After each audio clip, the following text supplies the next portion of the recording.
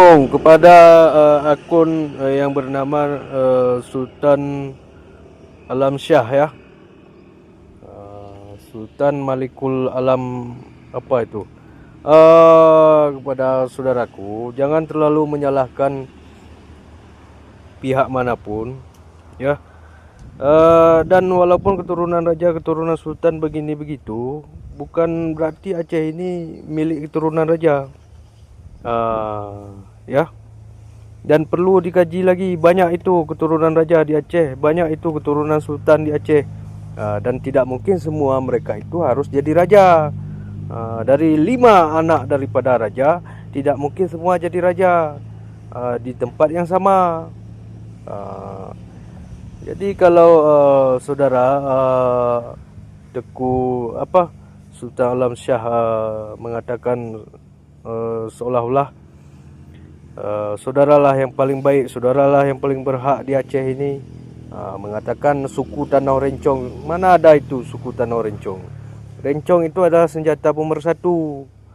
Kalau suku Gayo itu betul ada. Kalau suku Tanah Rencong, coba dijelaskan dulu. Apa itu suku Tanah Rencong? Rencong itu senjata pemersatu.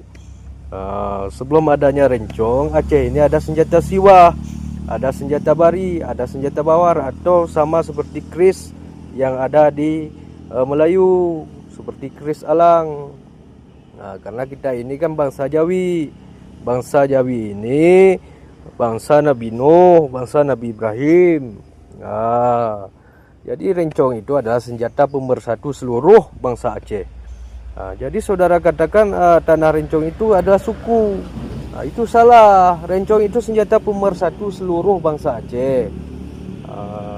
Jadi saudara entah benar atau tidak mengatakan saudara adalah keturunan raja dan begini. Yang pasti raja itu punya istana, raja itu punya singgasana, raja itu punya iktitah perintah, diakui kedaulatannya. Dan satu lagi, jangan menghina Wali Nanggro. Terima kasih. Dari saya Henry Sagu. Saya sebenarnya malas menanggapi seperti ini ya.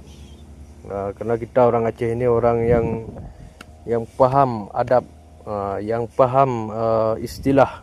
Tetapi saya perhatikan semakin berbahaya, semakin sombong saya lihat, semakin ria, semakin takabur, semakin mengandalkan keturunan. Tidak ada jaminan keturunan kita itu bahwasanya kita seperti keturunan kita. Dan di masa nabi-nabi sudah jelas itu, tidak ada jaminan keturunan itu sama seperti leluhurnya, tidak ada jaminan. Jadi jangan terlalu mengatakan saudaralah yang punya Aceh ini. Itu malu saya dengar sebenarnya. Satu lagi, suku Tanah Rencong, tolong dijelaskan apa maksudnya itu suku Tanah Rencong. Rencong itu senjata pemersatu. Sebelum adanya Rencong banyak senjata-senjata yang seperti Siwah, Bari, Bawar, Gayo. Rencong itu adanya setelah penyatuan bangsa Aceh. Tolong ini saudaraku, jangan memperkeruh sesama kita. Jangan dihina-hina lah Tengku Hasan Ciditiro. Jangan seolah-olah Aceh ini hanya milik keturunan raja saja. Kalau memang milik keturunan raja, tunjukkan di mana rajanya, di mana istananya, di mana perintahnya. Berdirikan pedangnya, berdirikan benderanya, biar sama-sama kita berdirikan. Terima kasih. Assalamualaikum warahmatullahi wabarakatuh.